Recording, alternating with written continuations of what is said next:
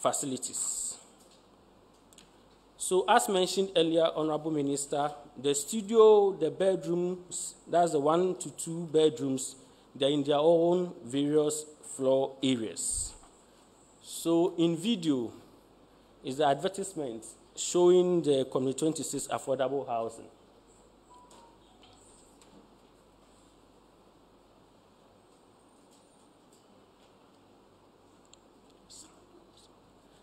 Project site, right. Community 26 Tema, 10 minutes drive from the Tema motorway. These affordable apartments are uniquely designed and well planned with fully fitted kitchen cabinet, uninterrupted water flow, security, and a centralized sewage system. The build quality is what you would expect from a real estate company with over 60 years experience in housing delivery. So, if concerns about price and quality have kept you from owning a family apartment, experience our offer and you may well forget about your reservations. So call us on the following numbers.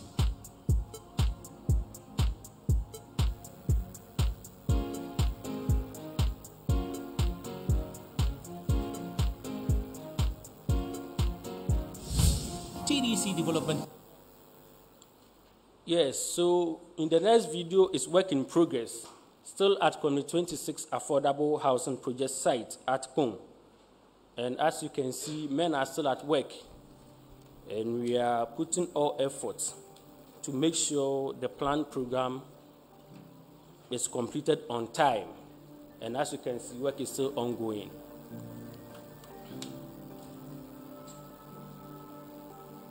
So this is the Community 26 affordable housing site, where we plan to provide over 2,000 housing units.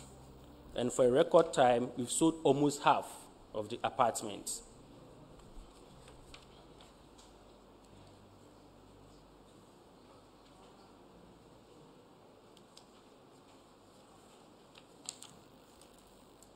So, Honorable Minister, with the aim of bridging the housing deficit, we embarked on another housing project, which is at Community 22, Tema, under the National Home Ownership Fund.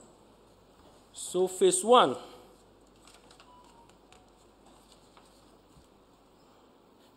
of the project, we have a total of 204 housing units with a fence wall, gatehouse, and infrastructure works. And this 204 housing units has been completed and commissioned in October 2020 by the President of the Republic of Ghana, His Excellency Nana Addo Dankwa Akufo-Addo. And for a record time, all these housing units have been sold out. So in video is the phase 1 of the Community 22 housing units, as we just mentioned, under the National Home Ownership Fund.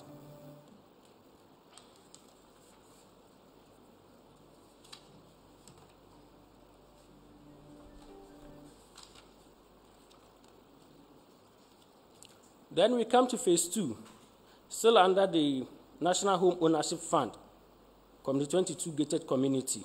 The phase 2 will also provide a total of 201 housing units, comprising 2 and 3 bedroom apartments, and construction is currently ongoing. So we can also show a video of the Community 22 phase 2.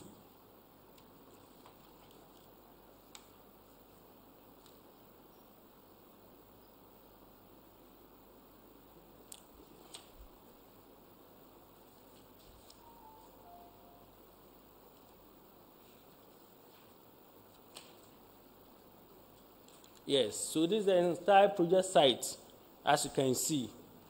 So in total, we are looking at 405 so far, comprising phase 1 and phase 2. And then, as I indicated earlier, the phase 1 is sold out, and construction is currently ongoing under the phase 2.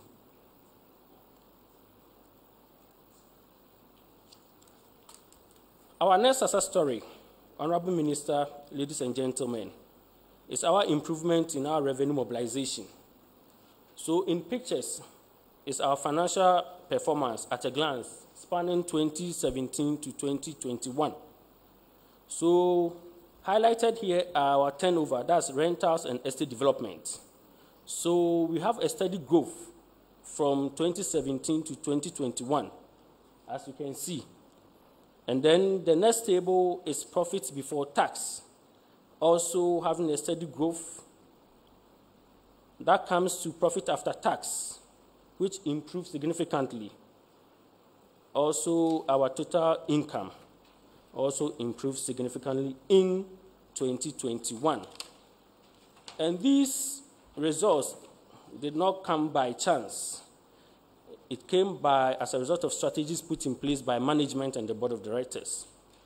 So, to begin with, we deployed multiple payment portals in partnership with GCB Bank PLC, GT Bank PLC. We did this to make payment of rents and rates easier for our clients and thereby improving customer satisfaction. So unlike before that customers who used to troop to our head office to make payments, now at the comfortable of your homes, you can just make payments via *73 *46#, or you can just walk into any GCB bank nationwide to make payments. The next strategy is the deployment of SMS alerts. So now you need not to come to the office for your balance. You just get the notification on your mobile phones. We've also established Revenue Mobilization Task Force, which occasionally go to our various homes, that's door-to-door bill distribution and collection. So you need not to come, they can also come to your various homes to give you your bills and also collect revenues. Finally, on our success story, as we said earlier, per the projects that we've put in place and the achievements, and then our revenue mobilization, all these results came by due to our good corporate governance practices that management have put in place. And the first is a consistent compliance with reporting requirements, efficient implementation of plans and programs, adherence to laws and regulations, policy development and adoption of best practices. So we have our board charters, risk management policy, key performance indicators that we use to assess and measure our performance over the years, and it's still ongoing. Honorable Minister, distinguished ladies and gentlemen, our achievements. We are saying that all these achievements have culminated in TDC being adjudged by the Ministry of Public Enterprises and the State Interest and Governance Authority, SIGA, out of over 100 state-owned enterprises and specified entities in the Public Enterprises League Table, PELT Awards. TDC was adjudged the overall best specified entity for the year and also the overall best state-owned enterprise for the year. And as you can see, we have this awards shown here. So we are saying that we will continue to do our best to ensure that the company achieves its noble mission to create and manage unique and sustainable urban settlements to meet the evolving needs of our residents, businesses, and other stakeholders. Thank you, and may God bless us all.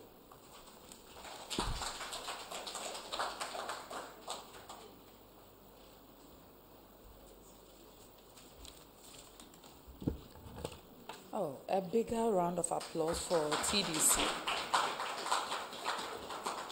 I am so excited that when we were listening to the presentation, he mentioned that at Community 26, they have completed 71 blocks, 1,072 apartments, already sold 537 apartments, and yet to be sold 491 apartments. And they have been able to do all those things using their internally generated funds. People really, especially in an economic crisis, think about how sustainable SOEs are if they have to look at the center for funding for their key projects, subventions to pay salaries, among others. But if you find SOEs like TDC that are financially sustainable, that are innovative, that are deploying some modern technology and also revenue mobilization systems to make sure they are self-sustained, they deserve all the applause that we can gather. I also want to highlight the fact that through the National Home Ownership Fund, they've been able to complete the 204 housing units at Tema Community 22 in their phase 1 of the project, and in phase 2, they are working on some 201 housing units, 2 and 3 bedroom housing units. And also about the fact that you no longer have to go and form long queues at TDC, struggling to pay or to honor your financial obligations. But you can go to GT Bank or GBC Bank or use their short codes to be able to make payments. So home ownership is that simple. If we're able to mobilize some small resources, you know where to go. And TDC is leading the pack in terms of providing affordable housing. So thank you so much for that insightful presentation.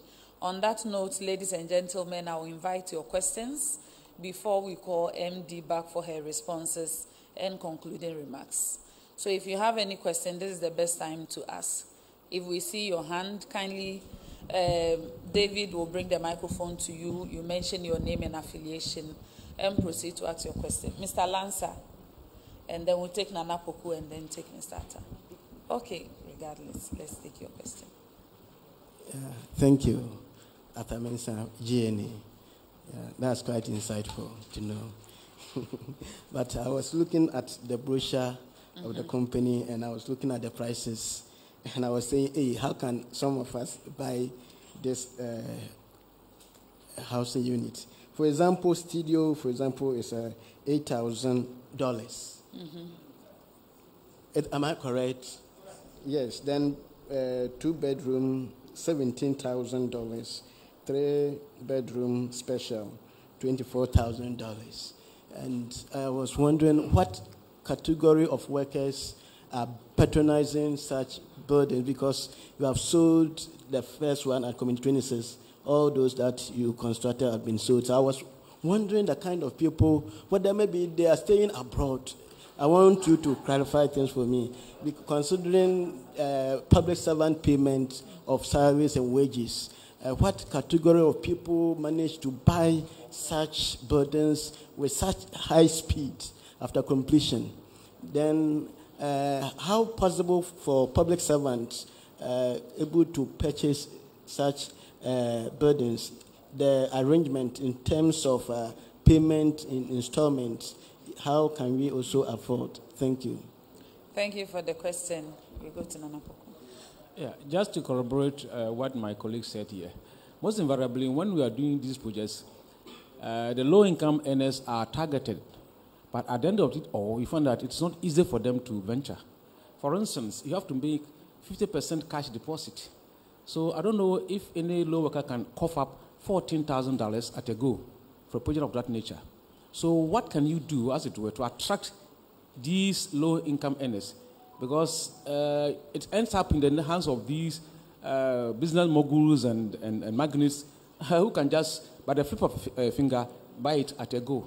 So the pricing must be looked at. And then, so these are some of the issues that we have to raise.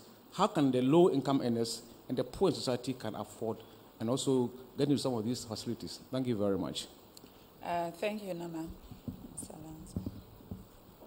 Thank you very much.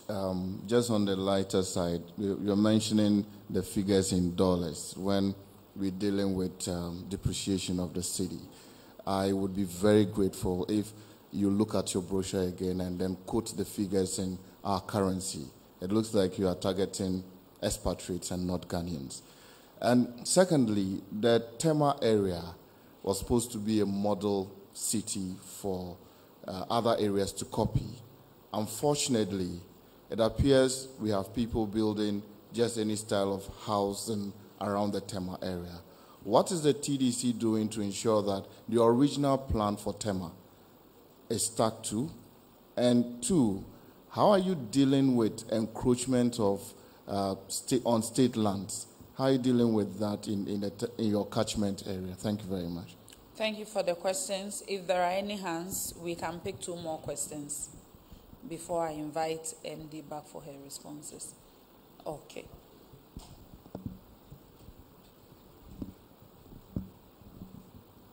My name is Benjamin Glover from Graphic Communications Group. Per your new mandate, TDCL, you are supposed to go to other parts of the country to develop and build houses. How far have you gone as far as access to land is concerned to put up more housing? Again, I want to chip in the issue of Committee for Kaiser Flats, some of which were demolished due to the bad state of the existing structures in there. 4 years ago, the buildings came down, but the land remains bare. I want to find out how far have you gone with redevelopment of those areas? Thank you very much. Thank you for the question. If there is no hand, I take that to be the last question. So I'll invite MD or any representative to answer those questions.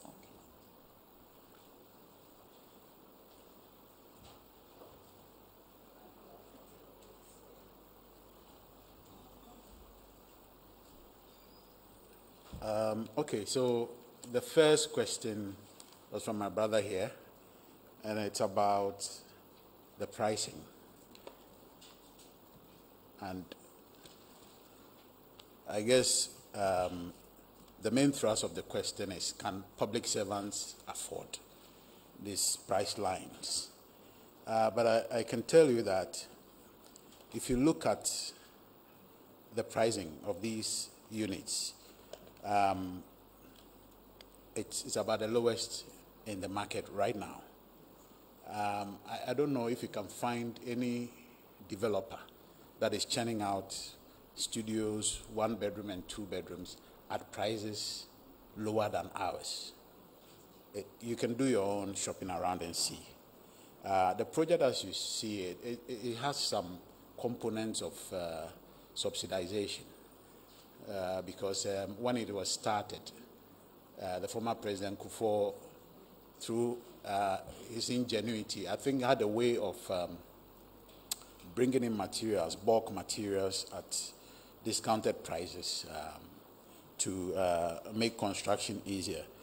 And the margins on the project itself, I mean, most developers were making about 20% margin. For TDC, our margins are 5% or below. So we've made it a point that it's not a project that we want to generate so much profit, but to just develop, even if it's at break-even, and make units available to the people. We have also put in place a mortgage facility to make it easier for public servants to access these units. Right now, if you're a public servant, you qualify under that scheme, where you can take a mortgage from Republic Bank and GCB Bank. The other banks like Stanbic, who are also coming on board. So if you prove that you're a public servant and you approach GCB or Republic and you come to TDC and indicate that you are interested in any of the units that you, if it's a 1 bedroom, 2 bedroom, we'll give you a proposal letter, which is like a pre-offer, and then you take it to Republic or GCB, prove that you're a public servant. You will get a mortgage of about 11% per annum, spread over your lifetime of maybe 20, 25 years of your working life.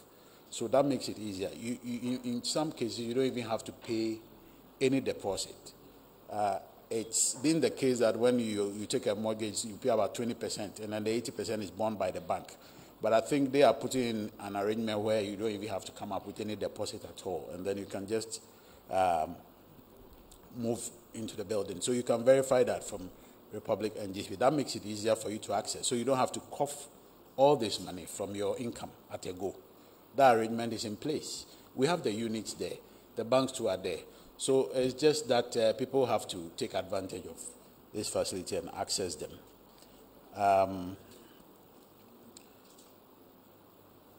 Yes, my other brother asked about the dollar thing. Forgive us, but we did this package. Like you said, we have a significant portion of our clientele base in resident in Europe and America. Those are non-resident Ghanaians, So, oh, yes, sir. There's space for you here, please, sir. Welcome.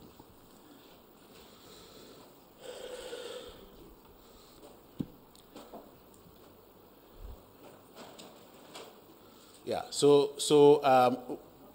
we occasionally go on road shows in London, America, where a lot of Ghanaians are residing. And we make it available to them as well. It's for Ghanaians, whether you are here or abroad. So I think those are the brochures we use at the time. That's why. But we have a CD equivalent. We don't take dollars. We don't charge dollars. That's not what we do. If you come to the office in marketing, you just have to pay the CD equivalent for the day. So apologies for that. And you asked about haphazard buildings, people building anyhow. The master plan is in place. The only thing is that there are always miscreants in society. You have to manage them.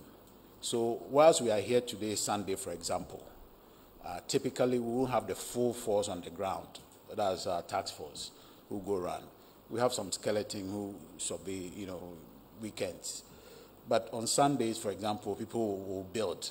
They will go and put their full, capacities on the ground. And then by Monday, by the time it comes, something that was on the ground has been raised up. And we do well to give notice and then at the appropriate time bring these structures down. But I tell you that they are running at breakneck speed. Sometimes they build in the night and all that. So it's just a matter of people who choose to be lawless. And we, in collaboration with the assemblies, do our best to nip them in the bud and stop them from, destroying the beautiful plan that we have in place. That being said, we still have the process of you coming with your drawings. TDC will look at it, approve whether it fits in the master plan, then we forward it to the assembly for the permit to be issued. So that is in place. Aside that, there's been quite a number of redevelopment schemes that has also taken place, that has changed the plan a bit. But the redevelopment schemes are done orderly, right? But except that we have this encroachment and so on. You also asked about encroachment and how we are dealing with it. Yes, we have a wonderful agreement between ourselves and the national security. So they have deployed their staff who are in TDC. So our head of task force, for example, was deployed from national security. And we have a whole team of task force. And their work is to go around every day, checking illegal development and stopping them. Had it not been for their presence, I'm sure the situation would have been much worse than you see it. So I hope that answers your question. And then the final question was about the fact that TDC has been given the mandate to operate elsewhere in Ghana. What have we done about that? I hope that was the question. We also asked about Kaiser. Yes, in 2017, we got the cabinet approval to operate outside Tema. And I'd say that it is not something that would require that we start opening offices all over the country. I mean, that may not be very cost effective. What we've planned to do is that we are collaborating with government agencies who are interested in real estate development of any sort. And then we put a strategic project team together to go and deliver that one and come back. Until such a time that we've grown and we've achieved a scale whereby we can roll out branches across the country. But if there's any project outside Tema, we are well and able to do with collaboration from where we are.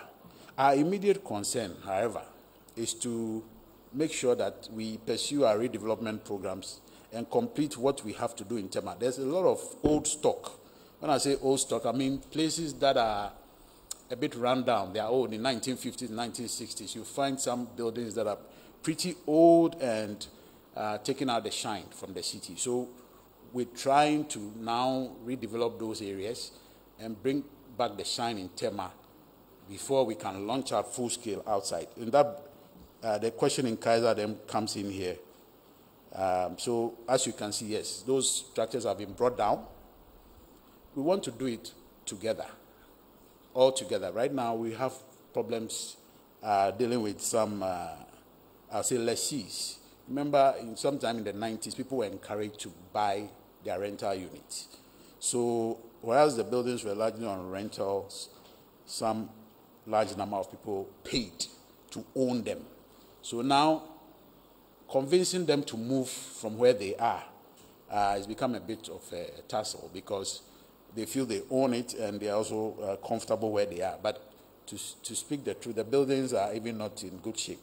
If you go to Kaiser right now, you see lots of buildings with iron rods are exposed in the ceilings, and when it rains, water seeps, there's parija all over the walls and all that. So we've given the matter to our legal team to try and handle. We've put compensations in place, to adequately compensate them for their movement. It has valued the apartments, giving them the value to take in monetary terms and then vacate, or opt to take one of the affordable units that we have in exchange. And those affordable units are even more expensive than what we have in Kaiser. So it's a win-win for them, but some feel that because of proximity and closeness to town, they are not moving. But there are structural integrity reports from AESL, Ghana Institution of Engineers, all pointing to the fact that it's a disaster-prone area.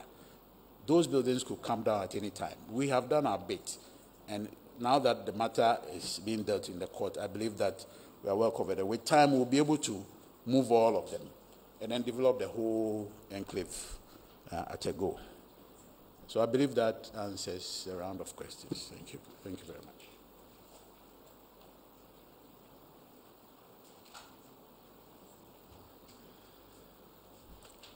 Ladies and gentlemen, if you have any follow-up question, we'll take that before we invite MD for her concluding remarks. One thing I've learned today is that even if you find a property at the same location of the same value as what TDC has on sale, it will be more expensive than what they are selling because their focus is not to get a lot of profits.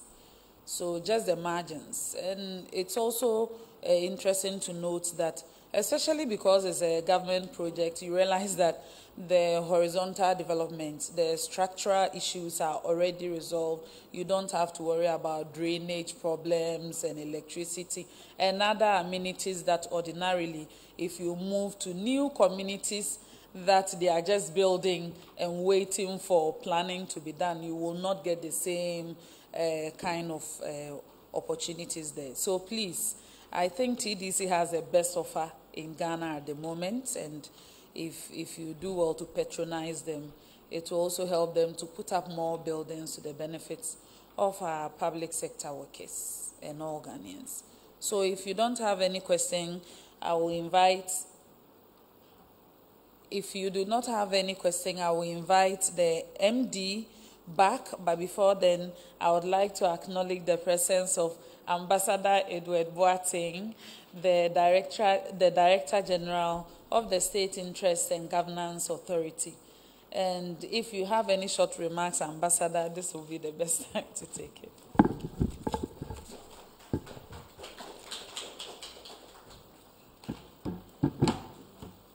Okay. Good afternoon, and we'd like to thank TDC for sharing their Sunday afternoon with us. I think this is very impressive, the information they've shared with us. I think housing is important all over the world. When wars are fought, it's mainly about water, land, and the power. And it's important what TDC is doing. I think we still have a huge housing deficit in this country. And we encourage TDC to continue to work hard to make sure that at least in the Tema municipality and also in the broader Greater Accra municipality, we help to solve that problem, especially for the middle income and lower income groups. The information they've shared with us today in terms of the achievements, it's laudable, and we'd like to thank the MD of TDC and her team. It's no wonder that they won the First Pelt Awards as the most innovative and enterprising agency. If you look at their turnover, when this particular team took over, their turnover in terms of rentals was 49 million in 2017, today, as at the end of December 31st, 2021, it stands at 110 million. That's something that they have to be proud of. Profit after tax moved from 10 million in 2017 to 31 million in 2021. Profit before tax moved from 13 million in 2017 to 41 million in 2021. And total income moved from 2017 to 116 million, which was like it's doubled. And I think these statistics are very good for the public to know. And that is why SIGA and the Ministry of Information have partnered to make sure that the agencies can come forward and share these impressive statistics. It's not only about the impressive statistics, but also for the public to know, and also for the public to ask questions, because not all the stories are as positive as we would want them to be. And it's not only the job of SIGA and the government, but also the public at large, because it's your taxpayers' money. And that's why we want people to really take this project that we're doing seriously. That is the presentation by the agencies, so that they cannot hide under the table. You have to shine the torch on them. So on this note, we'd like to thank TDC for coming, and also to thank our partners, Ministry of Information. Thank you very much.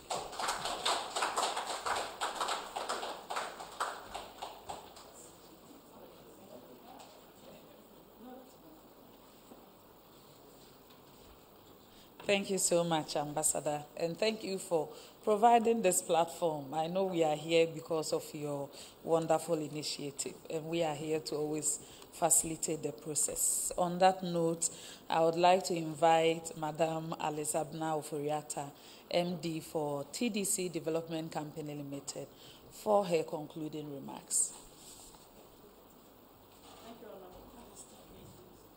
Thank you, Honorable Minister. In concluding, I'd like to say that the overall driving objectives of TDC is to increase housing delivery in Ghana, especially affordable housing. Our building of affordable housing has yielded positive results since its inception, actually in 2020. I believe we built the Community 2 affordable housing project within 8 months in 2020. So that tells you that we're very serious about what we do. And it was sold out because the prices were very right. And there was also commercial bank. In fact, providing affordable housing is our top priority. TDC, as I speak today, is 70 years old. And each project shown here today is the result of decades of experience and expertise in building and providing housing.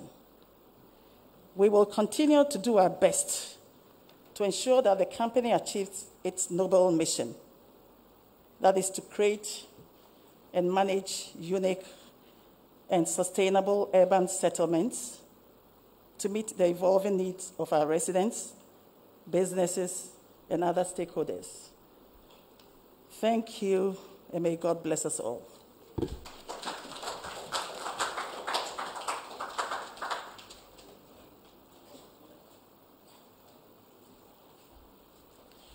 Thank you so much, Madam MD and your team. Ladies and gentlemen, that brings us to the end of today's press briefing. Please go to TDC at least to make inquiries. If you're a public sector worker, be confident. Some of their products do not even require deposits, as they mentioned. And they will find ways and means to assist you within the legal framework that they have so that you can own a home. Be bold and go and approach TDC. On that note, I would also like to thank our media partners for covering today's press briefing: GTV, Happy FM, Asasi Radio, Netu TV, and at Facebook on Ministry of Information. Thank you all for taking this presentation. And to our friends from the media, as always, you have the platforms. kindly help us spread the word and lead the conversation about how important it is for us to all patronize TDC and their products so that they can expand, scale up, and help Ghanaians, own homes. Thank you so much, and enjoy the rest of your weekend.